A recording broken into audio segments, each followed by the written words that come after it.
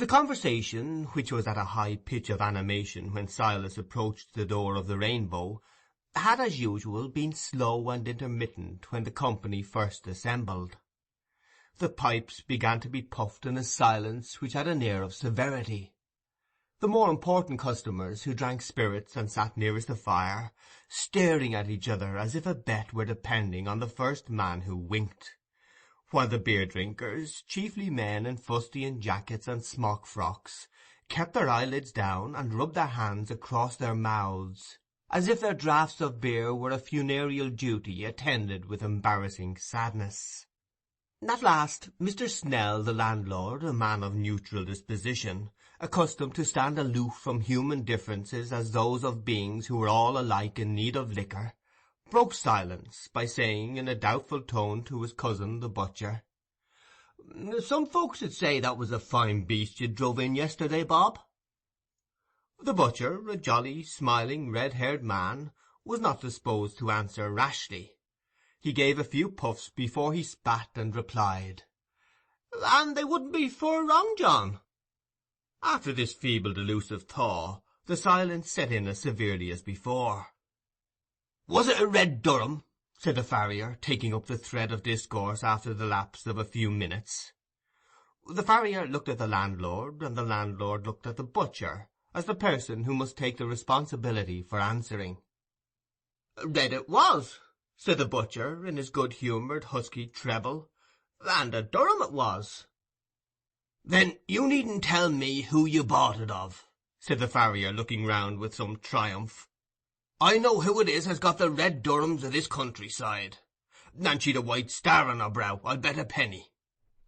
The farrier leaned forward with his hands on his knees as he put this question, and his eyes twinkled knowingly. "Well, yes, she might," said the butcher slowly, considering that he was giving a decided affirmative. "I don't say contrary." "I knew that very well," said the farrier, throwing himself backward again, and speaking defiantly. "If I don't know Mr. Lammeter's cows, I should like to know who does, that's all. And as for the cow you've bought, bargain or no bargain, I've been at the drenching of her. Contradict me who will." The farrier looked fierce, and the mild butcher's conversational spirit was roused a little. "I'm not for contradicting no man," he said. "I'm for peace and quietness.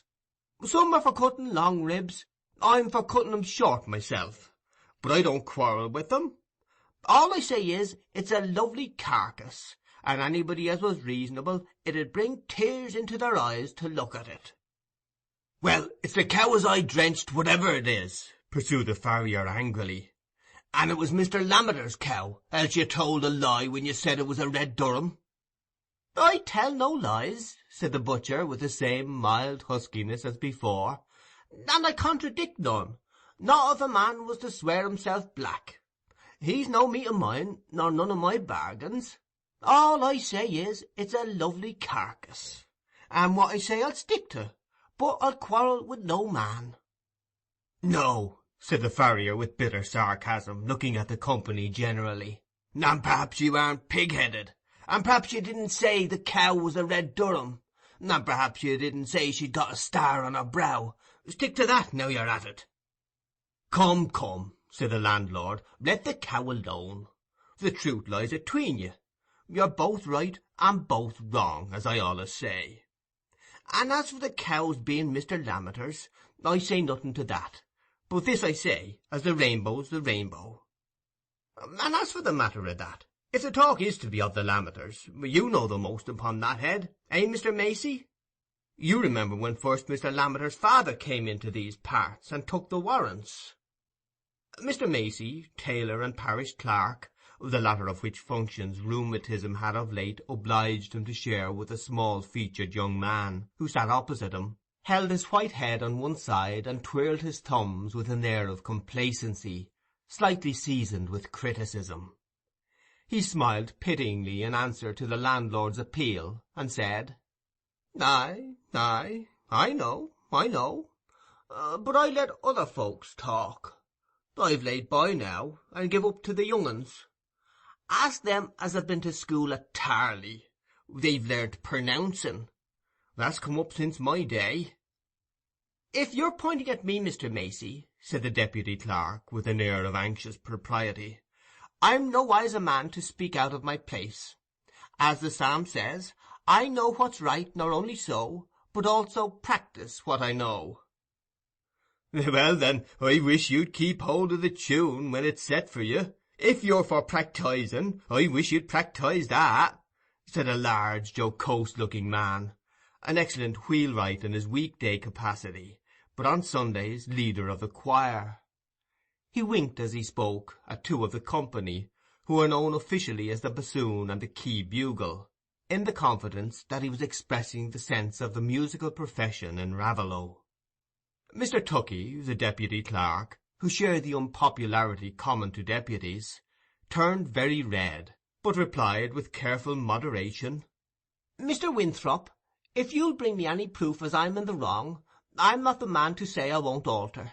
But there's people set up their own ears for a standard, and expect the whole choir to follow 'em. There may be two opinions, I hope."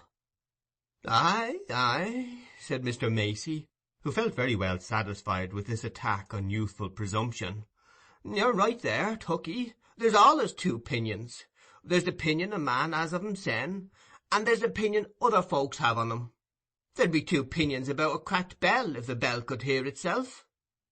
"Well, Mr. Macey," said poor Tuckey, serious amidst the general laughter, "I undertook to partially fill up the office of parish clerk by Mr. Crackenthorp's desire, whenever your infirmities should make you unfitting, and it's one of the rights thereof to sing in the choir, else why have you done the same yourself?"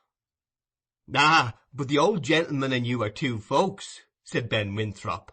"The old gentleman's got a gift. Why, the squire used to invite him to take a glass only to hear him sing the Red Rovier, didn't he, Mr. Macey? It's a natural gift. There's my little lad Aaron, he's got a gift. He can sing a tune off straight, like a throstle.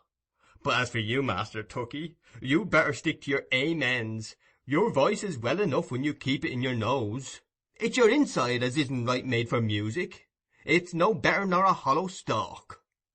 This kind of unflinching frankness was the most piquant form of joke to the company at the Rainbow, and Ben Winthrop's insult was felt by everybody to have capped Mr. Macey's epigram. "I see what it is plain enough," said Mr. Tuckey, unable to keep cool any longer. "There's a conspiracy to turn me out of the choir, as I shouldn't share the Christmas money, that's where it is. But I shall speak to Mr. Crackenthorp. I'll not be put on by no man." "Nay, nay, Tuckey," said Ben Winthrop, "we'll pay you your share to keep out of it, that's what we'll do. There's things folks 'ud pay to be rid on besides varmin." "Come, come," said the landlord, who felt that paying people for their absence was a principle dangerous to society. "A joke's a joke. We're all good friends here, I hope. We must give and take. You're both right, and you're both wrong, as I say. I agree with Mr. Macey here, as there's two opinions, and if mine was asked, I should say they're both right. Tuckey's right, and Winthrop's right, and they've only got to split the difference and make themselves even." The farrier was puffing his pipe rather fiercely, in some contempt at this trivial discussion. He had no ear for music himself, and never went to church, as being of the medical profession, and likely to be in requisition for delicate cows. But the butcher, having music in his soul, had listened with a divided desire for Tuckey's defeat and for the preservation of the peace. "To be sure," he said, following up the landlord's conciliatory view, "we're fond of our old clerk. 'Tis natural. And him used to be such a singer, and got a brother as is known for the first fiddler in this countryside. It's a pity but what Solomon lived in our village, and could give us a tune when we liked, Mr. Macey? I'd keep him in liver and lights for nothing, that I would." "Aye, aye," said Mr. Macey, in the height of complacency. "Our family's been well known for musicianers as far back as anybody can tell. But them things are dying out, as I tell Solomon every time he comes round. There's no voices like what there used to be, and there's nobody remembers what we remember, if it isn't the old crows." "Ah, you remember when first Mr. Lammeter's father came into these parts, don't you, Mr. Macey?" said the landlord. "I should think I did," said the old man, who had gone through that complimentary process necessary to bring him up to the point of narration. And a fine old gentleman he was, as fine and finer nor the Mr. Lammeter as now is. He came from a bit north'ard, so far as I could ever make out, but there's nobody rightly knows about those parts. Only it couldn't be far north'ard, nor much different from this country, for he brought a fine breed of sheep with him, so there must be pastures there, and everything reasonable. We hear tell as he'd sold his own land to come to take the warrens, and that seemed odd for a man as had land of his own, to come and rent a farm in a strange place. But they said it was along of his wife's dying, though there's reasons and things as nobody knows on. That's pretty much what I've made out. Yet some folks are so wise they'll find you 50 reasons straight off, and all the while the real reason's winking at 'em in the corner, and they never see it. Howsomever, it was soon seen as we'd got a new parishioner, as knowed the rights and customs of things, and kep a good house, and was well looked on by everybody. And the young man, that's the Mr. Lammeter as now is, for he'd never a sister, soon begun to court Miss Osgood, that's the sister of the Mr. Osgood as now is, and a fine handsome lass she was. You never can think. They pretend this young lass is like her, but that's the way with people as don't know what's come before 'em. I should know, for I helped the old rector, Mr. Drumlow as was, I helped him marry him. Here Mr. Macey paused. He always gave his narrative in instalments, expecting to be questioned according to precedent. "Aye, and a particular thing happened, didn't it, Mr. Macey, so as you were likely to remember that marriage?" said the landlord in a congratulatory tone. "I should think there did. A very particular thing," said Mr. Macey, nodding sideways. "For Mr. Drumlow, poor old gentleman, I was fond on him, though he'd got a bit confused in his head, what with age and with taking a drop of summat warm when the service come of a cold morning. And young Mr. Lammeter, he'd have no way but he must be married in January, which, to be sure, is an unreasonable time to be married in, for it isn't like a christening or a burying, as you can't help. And so Mr. Drumlow, poor old gentleman, I was fond on him, but when he came to put the questions, he put 'em by the rule o' contrary like, and he says, 'Wilt thou have this man to thy wedded wife?' says he, and then he says, 'Wilt thou have this woman to thy wedded husband?' says he. But the particularest thing of all is, as nobody took any notice on it but me, and they answered straight off yes, like as if it had been me saying amen in the right place without listening to what went before." "But you knew what was going on well enough, didn't you, Mr. Macey? You were live enough, eh?" said the butcher. "Lord bless you," said Mr. Macey, pausing, and smiling in pity at the impotence of his hearer's imagination. "Why, I was all of a tremble. It was as if I'd been a colt pulled by the two tails like, for I couldn't stop the parson, I couldn't take upon me to do that. And yet I said to myself, I says, suppose they shouldn't be fast married, 'cause the words are contrary, and my head went working like a mill, for I was always uncommon for turning things over and seeing all round 'em, and I says to myself, is it the meaning or the words as makes folks fast a wedlock? For the parson meant right, and the bride and bridegroom meant right. But then, when I come to think on it, meaning goes but a little way in most things, for you may mean to stick things together, and your glue may be bad, and then where are you? And so I says to mysen, it isn't the meaning, it's the glue. And I was worrited as if I'd got 3 bells to pull at once, when we went into the vestry and they begun to sign their names. But where's the use of talking? You can't think what goes on in a cute man's inside." "But you held in for all that, didn't you, Mr. Macey?" said the landlord. "Aye, I held in tight till I was by mysen with Mr. Drumlow, and then I out with everything, but respectful, as I always did. And he made light on it, and he says, 'Pooh-pooh, Macey, make yourself easy,' he says. 'It's neither the meaning nor the words, it's the register does it. That's the glue.' So you see he settled it easy, for parsons and doctors know everything by heart like, so as they aren't worrited with thinking what's the rights and the wrongs of things, as I'n been many and many a time. And sure enough the wedding turned out all right, only poor Mrs. Lammeter, that's Miss Osgood as was, died afore the lasses was growed up. But for prosperity and everything respectable, there's no family more looked on." Every one of Mr. Macey's audience had heard this story many times, but it was listened to as if it had been a favourite tune, and at certain points the puffing of the pipes was momentarily suspended, that the listeners might give their whole minds to the expected words. But there was more to come, and Mr. Snell, the landlord, duly put the leading question. "Why, old Mr. Lammeter had a pretty fortune, didn't they say, when he came into these parts?" "Well, yes," said Mr. Macey, "but I daresay it's as much as this Mr. Lammeter's done to keep it whole, for there was allays a talk as nobody could get rich on the Warrens, though he holds it cheap, for it's what they call charity land." "Aye, and there's few folks know so well as you how it came to be charity land, Mr. Macey?" said the butcher. "How should they?" said the old clerk with some contempt.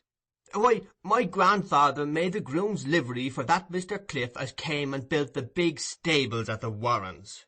Why, they're stables 4 times as big as Squire Cass's, for he thought o' nothing but hosses and hunting, Cliff didn't, a Lunnon tailor, some folks said, as had gone mad with cheating. For he couldn't ride, Lord bless you. They said he'd got no more grip of the hoss than if his legs had been cross-sticks. My grandfather heard old Squire Cass say so many and many a time. But ride he would, as if old Harry had been a-driving him. And he'd a son, a lad of 16, and nothing would his father have him do but he must ride and ride, though the lad was frighted, they say. And it was a common saying as the father wanted to ride the tailor out of the lad and make a gentleman on him.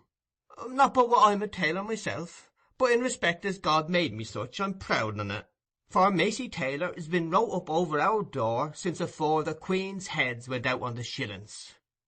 But Cliff, he was ashamed of being called a tailor, and he was sore vexed as his riding was laughed at, and nobody of the gentlefolks hereabout could abide him.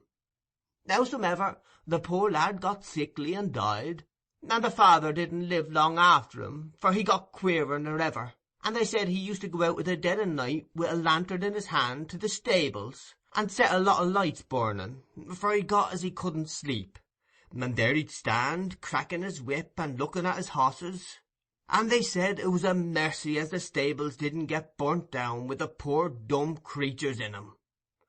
But at last he died raving, and they found as he'd left all his property, warrens and all, to a Lunnon charity. And that's how the Warrens came to be charity land, though, as for the stables, Mr. Lammeter never uses 'em. They're all out of character. Lord bless you, if you was to set the doors a-banging in 'em, it'd sound like thunder half over the parish." "Aye, but there's more going on in the stables than what folks see by daylight, Mr. Macey?" said the landlord.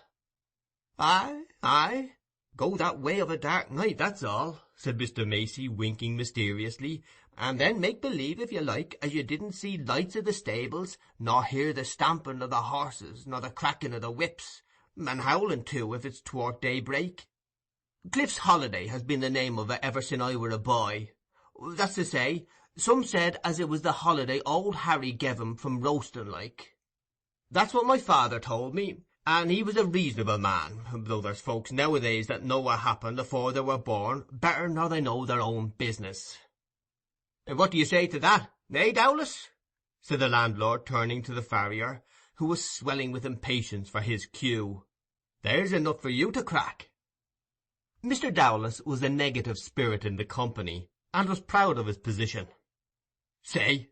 I say what a man should say, as doesn't shut his eyes to look at a finger-post. I say as I'm ready to wager any man £10 if he'll stand out with me any dry night in the pasture before the Warren stables, as we shall neither see lights nor hear noises, if it isn't the blowing of our own noses. That's what I say, and I've said it many a time, but there's nobody'll venture a £10 note on their ghostes as they make so sure of." "Why, Dowlas, that's easy betting, that is," said Ben Winthrop. "You might as well bet a man as he wouldn't catch the rheumatiz if he stood up to his neck in the pool of a frosty night. It'd be fine fun for a man to win his bet as he'd catch the rheumatiz. Folks as believe in Cliff's Holiday aren't a-going to venture near it for a matter of £10.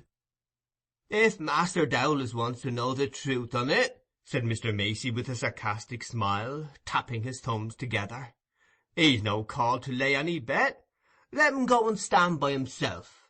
There's nobody'll hinder him, and then he can let the parishioners know if they're wrong." "Thank you, I'm obliged to you," said the farrier with a snort of scorn. "If folks are fools, it's no business of mine. I don't want to make out the truth about ghostes, I know it already. But I'm not against a bet, everything fair and open. Let any man bet me £10 as I shall see Cliff's Holiday, and I'll go and stand by myself. I want no company. I'd as lief do it as I'd fill this pipe." "Ah, but who's to watch you, Dowlas, and see you do it? That's no fair bet," said the butcher. "No fair bet," replied Mr. Dowlas angrily. "I should like to hear any man stand up and say I want to bet him fair. Come now, Mr. Lundy, I should like to hear you say it." "Very like you would," said the butcher, "but it's no business of mine. You're none of my bargains, and I aren't a-going to try and bate your price. If anybody'll bid for you at your own valuing, let him. I'm for peace and quietness, I am." "Yeah, that's what every yapping cur is, when you hold a stick up at him," said the farrier. "But I'm afraid of neither man nor ghost, and I'm ready to lay a fair bet. I aren't a turn-tail cur." "Aye, but there's this in it, Dowlas," said the landlord, speaking in a tone of much candour and tolerance. "There's folks, in my opinion, they can't see ghosts, not if they stood as plain as a pikestaff before them. And there's reason in that, for there's my wife now, can't smell, not if she'd the strongest cheese under her nose. I never see the ghost myself, but then I says to myself, very like I haven't got the smell for 'em. I mean, putting a ghost for a smell, or else contrariwise. And so I'm for holding with both sides, for, as I say, the truth lies between them. And if Dowlas was to go and stand, and say he'd never seen a wink of Cliff's Holiday all the night through, I'd back him. And if anybody said as Cliff's Holiday was certain sure, for all that I'd back him too. For the smell's what I go by." The landlord's analogical argument was not well received by the farrier, a man intensely opposed to compromise.